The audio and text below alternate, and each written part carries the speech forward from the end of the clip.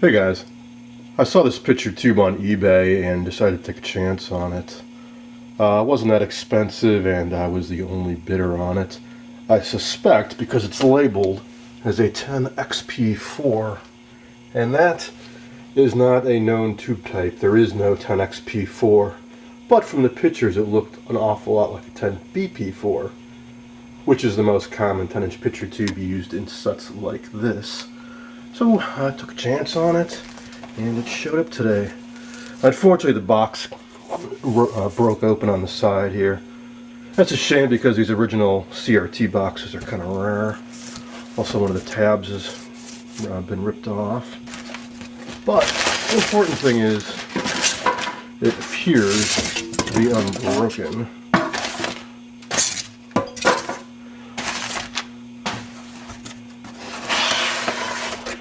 Indeed, it is intact. So I'll pull it out and test it and see if I got lucky. Here's a closer look at the picture tube itself. No markings on it except for this 10X down here. But like I said, it looks just like a 10BP4, so I've hooked it up to my Sencor CR70 with the 10BP4 settings. So let's give it a try.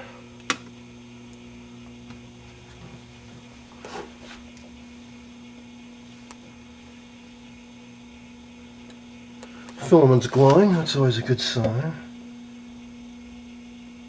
Kind of hard to see down in there. Oh, there we go.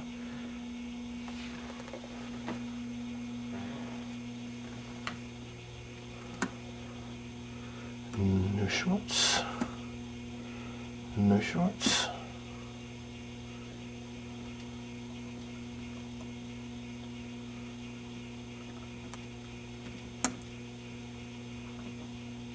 And it's kind of weird. The cutoff isn't working. Try a different bias range. There we go. That's weird. This 10BP4 is supposed to have 52 volts negative bias, but if I use that, the cutoff control doesn't do anything. It's supposed to move the needle when I rotate the control, but if I drop it down to the minus 36 bias, then the control works. And the emission is very, very good. And life test. Wow, the life test is fantastic. The idea is when you push this button, it cuts the juice to the filament, and a really, really good tube, with a really, really good tube, I should say, the needle won't move.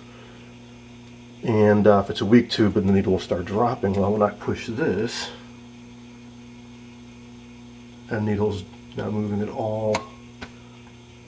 But that bias is puzzling. So I may have to modify a set that I might have to modify a set if I try using this. Like this guy, which is designed for a 10BP4. If I put this tube in there, I may just get a blank screen unless I modify the circuitry a little bit. Well, I suppose there's only one way to find out for sure, and that's to pop this into a working set and see what happens. I'm back in my workshop, and I've pulled out one of my trusty old Admiral TV chassis, which is playing now with the 10BP4 CRT and has a pretty good sharp picture. So now I'm going to power down this set, carefully remove this picture tube, mount in the 10XP4, and see if I can get it to actually work. Alright, I've got the 10XP4 mounted on my chassis. It looks a little bit different. I can't quite put my finger on it. Maybe it's just that this outer conductive coating doesn't cover as much of this CRT, so you can see right through a lot of it up front here. Here's the 10BP4, and it seems like this coating is much heavier and comes up closer to the front edge. I have no idea what kind of ion trap magnet this CRT might call for. So I just installed the one that was on the original 10BP4. And, well, I guess there's only one way to find out how it works, and I'm just going to turn this set on.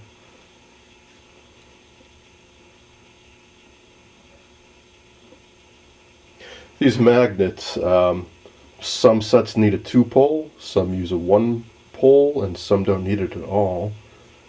The purpose of it is to bend the electron beam back towards the front of the CRT. Now, I can see that this CRT has a bent gun, so I'm sure it needs one, but whether it needs a single or a dual, it's kind of hard to say just by looking at it. The reason they do that is that out of the cathode come both electrons and a few ions. If those ions hit the phosphor coating on the CRT, they will cause it to turn brown, and eventually you'll lose brightness. So what they do is they point the electron gun to the side of the neck, so both the electrons and the ions shoot right out the side of the CRT. And you put this magnet on, which will only affect the electrons, and it bends them back towards the front of the picture tube. So what you do is you wiggle this around while watching the front of the CRT, and ideally you should be able to find a sweet spot where you get a nice bright sharp image.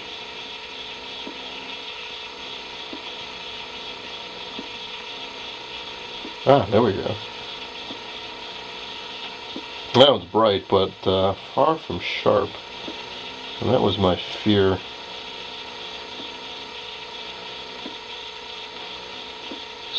Judging by the structure of this electron gun, it sure appears to use electrostatic focus. Just like this little 5-inch 5AXP4. And that's this metal collar down here. So what that does is this goes to one of the elements up here. There's a voltage on this. And it works to focus the electron beam to a nice sharp point on the face of the CRT. Whereas this set was designed for a 10BP4, which uses electromagnetic focusing, which is this big coil here. It's a big electromagnet. And that uses magnetic fields to focus the electron beam. Well, if you combine the two, an electrostatic focus tube and an electromagnet focus coil, they're going to fight each other and you get a blurry image. However, I can't just disconnect this because it's part of the circuitry. These wires go to other stuff. So I guess what I'll try to do, turn the set off, is to slide this off but leave it connected and try to kind of put it off to the side in an area where it won't affect anything, and see if I can get this CRT to focus. Alright, I was able to remove that focus coil without too much trouble and get it off to the side here. Then you can see here how different this neck looks with this large clear area and these more elaborate elements than the original 10BP4 where there's only this short clear section and 3 elements in there. So let's see how it works now.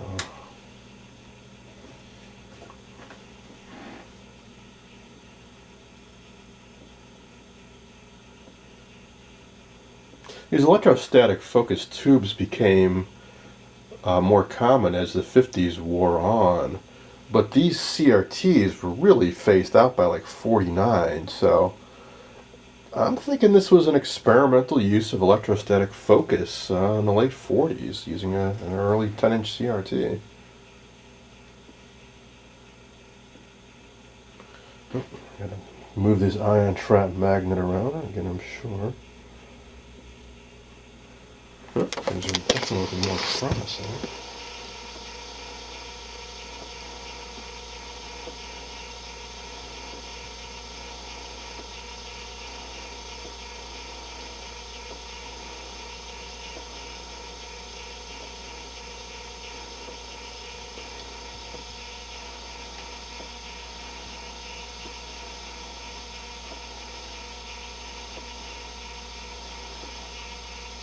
Alright, the only problem I see is that this top portion has kind of a glow to it, and the picture is down lower than I would expect it to be.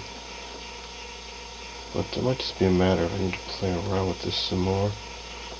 Might also be I need to use a single magnet. Got some lying around actually. Got one right here. Here's what a signal magnet is. So I'll try sliding this on and see how it works. Otherwise, it's definitely focusing significantly better now.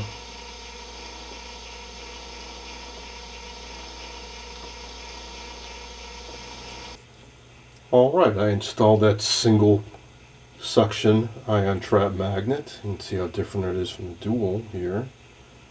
And that seems to have done the trick.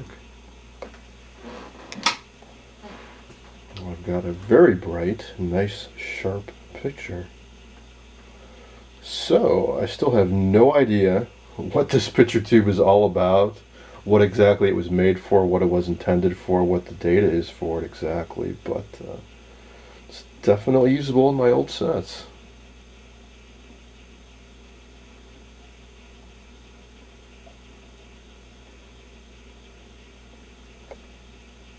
That's it for tonight. I hope you enjoyed this video.